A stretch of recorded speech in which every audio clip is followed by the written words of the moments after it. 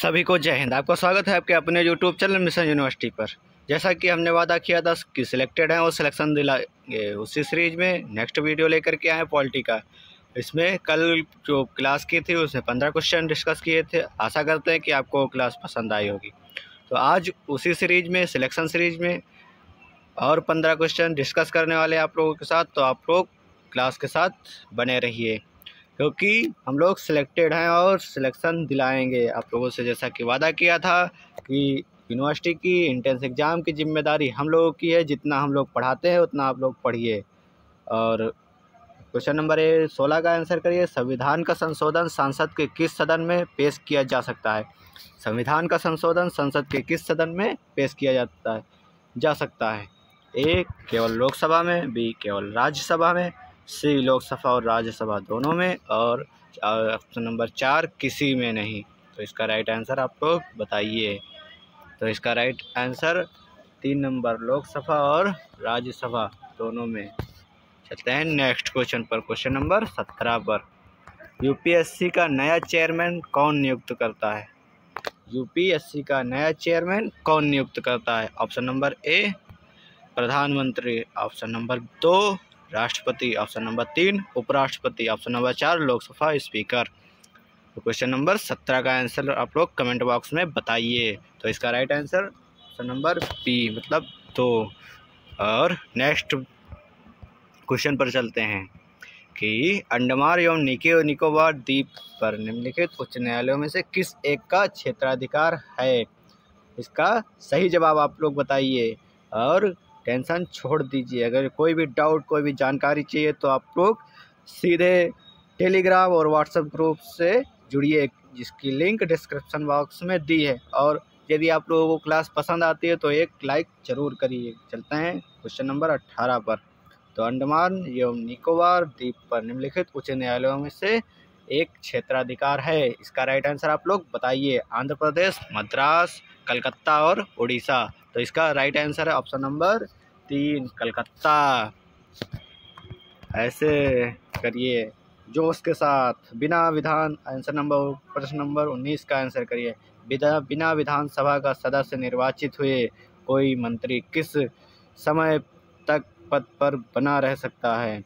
बिना विधानसभा का सदस्य निर्वाचित हुए कोई मंत्री किस समय तक पद पर बना रह सकता है?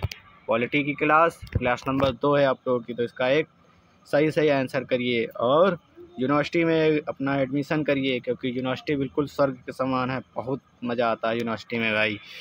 चलते हैं, इसका सही जवाब करिए। 1 वर्ष, 3 वर्ष, 3 माह, 6 माह। तो इसका राइट आंसर करिए। तो इसका राइट आंसर 6 माह है। क्वेश्चन नंबर 19 का राइट आंसर 6 माह है। क्वेश्चन नंबर 19 का राइट आंसर 6 माह है। क्वेश्चन नंबर 20 पे चलते हैं। निम्नलिखित में से कौन भारत के राष्ट्रपति की इच्छा तक ही पद पर बने रह सकता है? कौन राष्ट्रपति की इच्छा तक ही पद पर बने रह सकता है? तो इसका राइट आंसर आप लोग करिए।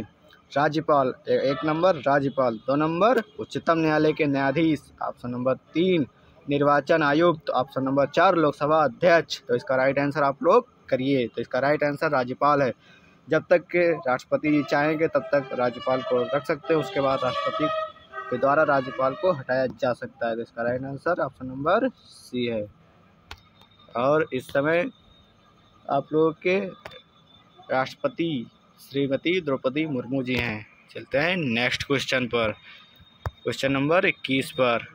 और आशा करते हैं कि आप लोगों को क्लास पसंद आ रही होगी। जो पसंद आ रही है तो दबा के शेयर करिए। और अभी तक अगर जो आपने यूनिवर्सिटी का फॉर्म नहीं भरा तो फिल कर दीजिए, क्योंकि 25 लास्ट डेट है। उसके बाद फॉर्म आप लोगों के नहीं फिल किए जाएंगे।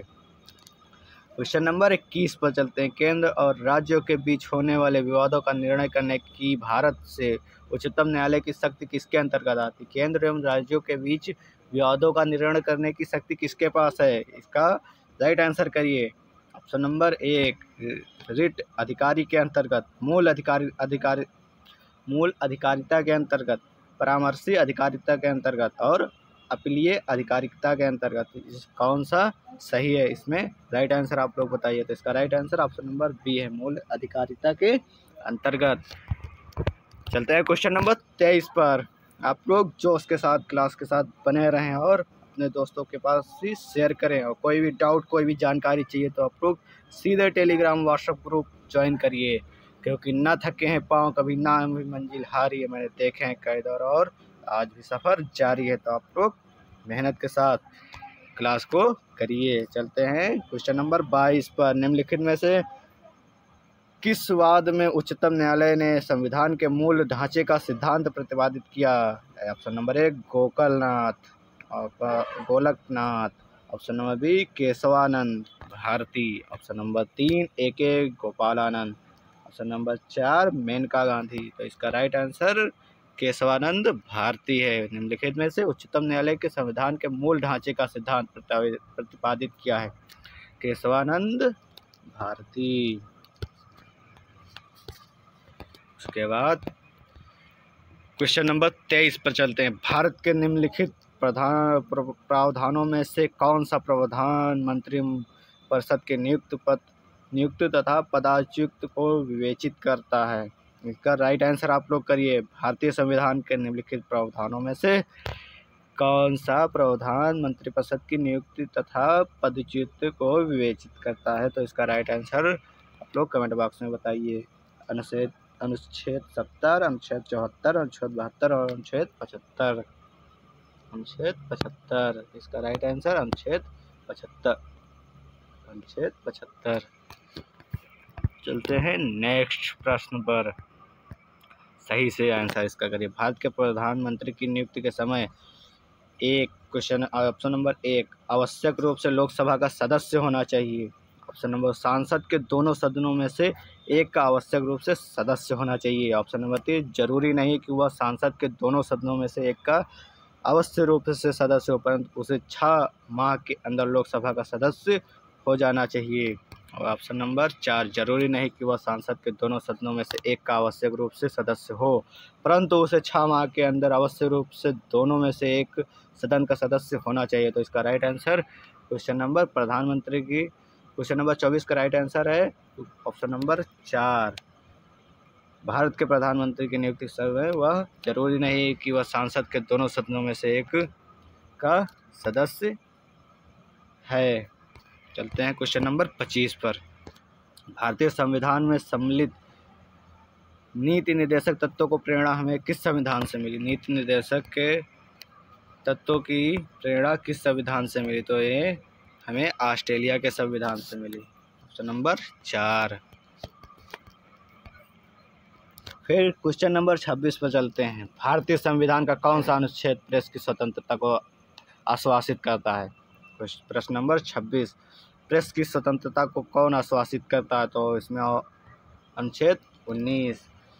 अगर जो आप लोगों को आर्टिकल पढ़ना है तो अगली जो शुक्रवार और शनिवार को क्लास होगी उसमें आप लोगों के पूरे आर्टिकल, जितने इम्पोर्टेंट आर्टिकल हैं वो आप लोग उसके साथ डिस्कस करेंगे, क्योंकि पॉलिटी से ज़्यादातर क्वेश्चन आर्टिकल से ही आते हैं। तो आप लोग आर्टिकल की टेंशन छोड़ दीजिए, उसकी टेंशन हमारी है। आप लोगों को जितने भी आर्टिकल हैं सारे आर्टिकल अगले शुक्रवार और शनिवार की क्लास में डिस्कस करेंगे। और जो हफ्ते में 6 दिन क्लास चलती है हमारी, जैसा कि हमने वादा किया था, हिंदी और पॉलिटी की जिम्मेदारी हमारी है, तो हिंदी पॉलिटी की जिम्मेदारी हमारी है। तो हिंदी की क्लास 4 दिन और पॉलिटी की क्लास 2 दिन। क्वेश्चन नंबर 27 का राइट आंसर करिए। निम्नलिखित में से कौन सही सुमेलित नहीं है? नागरिकता संविधान का भाग अब सेकेंड, मौलिक अधिकार संविधान का भाग 3, मौलिक कर्तव्य संविधान का भाग ऑप्शन नंबर 3, राज्यसभा का संविधान का भाग 6। तो इसका राइट आंसर करिए। तो इसका राइट आंसर संविधान मौलिक कर्तव्य संविधान का भाग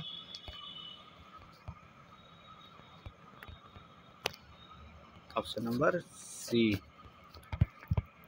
भारत में उपनिवेशी शासन के संदर्भ में 1883 में एल्बर्ट बिल का उद्देश्य था। एल्बर्ट बिल का उद्देश्य क्या था?